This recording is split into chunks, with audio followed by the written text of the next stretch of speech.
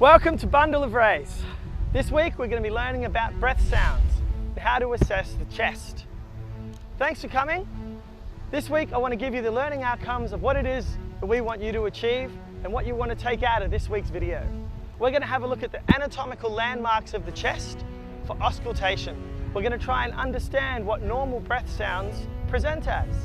We're also going to have a look at a systematic process in how to listen to the chest and the most appropriate areas and the workflow for the nurse at the bedside to get the most out of that assessment. We also want to gather some knowledge around what abnormal breath sounds present us with and why that might be. And lastly, we want you to master the ability to auscultate the chest and provide you with a holistic respiratory assessment perspective for you to achieve that. Now, before we begin, we'll have a look at this beautiful setting. I just want you to take in a little bit of history. Why stethoscope was invented in the first place. René Laennec was a French physician in 1815, and he was getting embarrassed by assessing female patients. He would listen to their chest in order to try and understand what was happening with their heart. But being very conservative, he ended up inventing a wooden tube to listen to the chest so he wouldn't offend his female patients. And hence, the modern stethoscope was born. All right, that's our little fun fact for today. Now, I'm going to put on the VR and we're going to go in and have a look and start off with our anatomic landmarks around virtual reality and looking at our respiratory assessment. Let's go. Here we have a looking at breath sounds. Now, we need to understand that this is a fundamental task that we do on a day-to-day basis, and we need to get inside the chest and understand where we put the stethoscope and what it is that we're listening to. So this is more of a fundamentals approach to breath sounds. We're not looking at all the abnormal sounds. We really want to give you the basis that you can work on to ensure that you've got the efficiency when you get onto the ward and you assess patients, particularly when you're looking at patient deterioration. Now, fundamentally, we need to understand what is normal before we can start to talk about what is abnormal. Now, anatomical landmarks are everything when we start to do anything within the chest, and we need to know that when we put the stethoscope down, that we're putting it down in the right spot, because we have to be purposeful about what it is that we do. Now, when we have a look at the sternum here, let me just see if I can take this skin away. So, what we want to do initially is understand the intercostal spaces. We want to put the stethoscope down between bone so the sound can resonate and it can be clearer for us to hear. If we're listening to a crackle or something that might be a little quieter, we need to be able to pick up on that sharply. So this is the sternum, and it sits inferior to the manubrium. Now, the little crevice between the two is referred to as the angle of Louis, or the sternal angle. And this notch at the top here is referred at the sternal notch. If you feel at the top of the manubrium there, you can feel the sternal notch really easily. And then as you move down the manubrium, you can feel the sternal angle. Now, the sternal angle, or the angle of Louis, correlates with the second rib. You can see that very clearly in the video. And then as we travel from the second rib, underneath that is the second intercostal space. Now, everything from advanced life support with a needle decompression or lead placement for the ECG, we need to have a very good understanding of how to identify the intercostal spaces. And it is absolutely no different when we're trying to auscultate the chest. Now, the second intercostal space is important when we're listening to the right lung, and so is the fourth and the fifth. Now, the question is why? Well, let's put the organ into the chest so we can have a good look at the lung in relation to the skeletal anatomy. Okay, so the first thing you should notice straight away is in the third intercostal space, you can see what's called the fissure. So the fissure is the line between the right upper lobe and the right middle lobe. Okay, so let me just take this connective tissue away.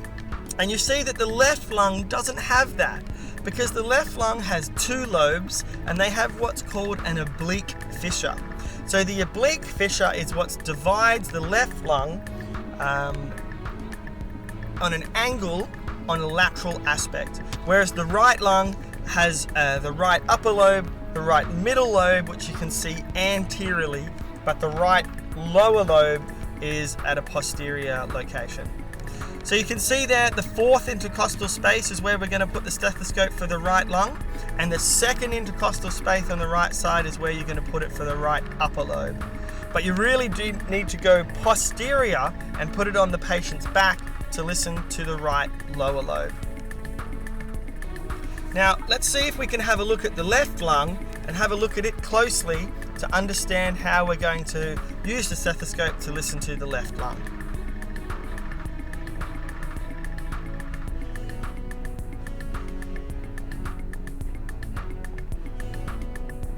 Ideal.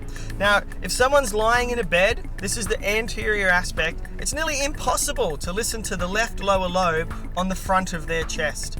And you can see even if you put it in their axilla, in their underarm, you still need to go quite low and quite posterior to get that stethoscope in the right spot. So are you currently doing that? And if not, when you go to work, just practice putting the stethoscope in 5 locations. And those locations are each individual lobe. And what you want to do is compare each lobe from right to left. So here is the right lung individually. So we said the second intercostal space for the upper, the fourth intercostal for the mid, and as you can see, that right lobe has again that angular lateral oblique fissure, and you need to be putting the stethoscope posteriorly to listen to that. Just change the background there so you can see the contrast a little easier. So I hope that makes sense. So you need to practice that on your patients at home, and right upper lobe versus the left upper lobe, so you can get a good comparison from an air entry perspective about what's happening in each lobe. Even if it's a baseline, it gives you a good perspective at the start of your shift. If anything changes, to understand what's happening in the afternoon if you see some deterioration in the patient. So we've just put a diaphragm in the picture here, so you're able to see the pump or the active work that's going on. The animation there, probably can't see it too clearly, but inspiration being an active part of respiration and expiration being the passive part of expiration. So if you look closely, you can see the animation moving the ribs, and that's associated to the lower movement of the diaphragm.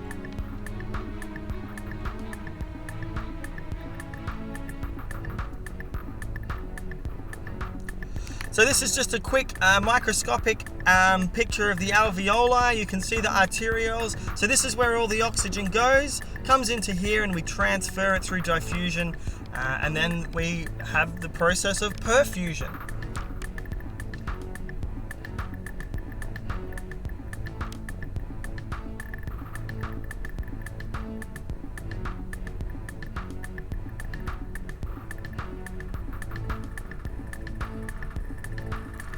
So the airway structure, you can see the bronchioles coming down there. That's the areas that different airway diseases that affect the small airways would be affected. So, if these alveoli are filled with water, we can get crackles, same as pus.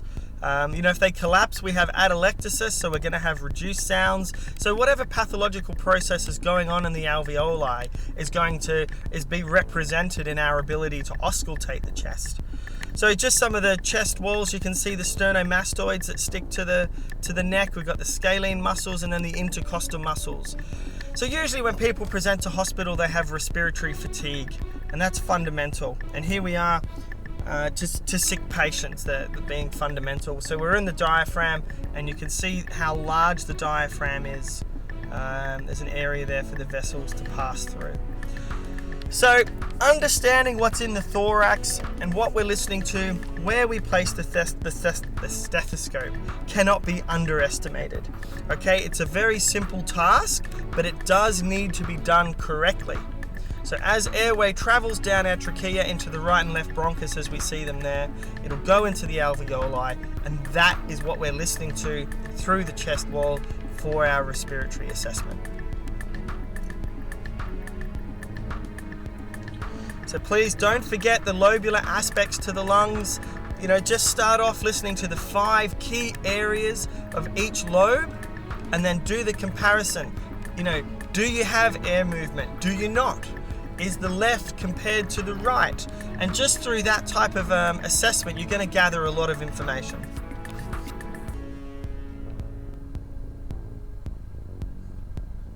Okay, so here we have a patient in virtual reality, and I'm virtually going to come over and assess him. So the beauty here is we have full fidelity. The clock, so it's 10 p.m. here in Australia. I'm just going to put him down flat, see how he fares. We can see that he has a little bit of work of breathing, which we can't see on a mannequin, but we can see in VR. Now, when we do a respiratory assessment, he looks a little bit uncomfortable there. See if we can sit him up. You know, we're always going to have to identify we have a patent airway before we can have a look at any respiratory function. Now, he seems to be moving gas okay, and he was just talking to me previously, so I'm happy with his airway. Now, as we come along assess a patient, the respiratory rate is vital, but obviously in the context of breath sounds, we're going to want to look at this gentleman's chest and understand how we're going to auscultate. So he has no deformities. I'm just feeling his trachea here to see if it's central, which it is. So sometimes if we have a deviated trachea, we could have a very large pleural effusion, we could have a pneumothorax, and I'll just get my stethoscope here like we would in real life, and I'll come across and just see if I can assess his chest. So as we talked about, on the right hand side, we're going to be doing the second intercostal space for the upper lobe, the fourth intercostal space for the right mid-lobe. His breath sounds seem to be clear. Fourth intercostal space, and then we're going to go posterior to listen to the right and left lower lobes.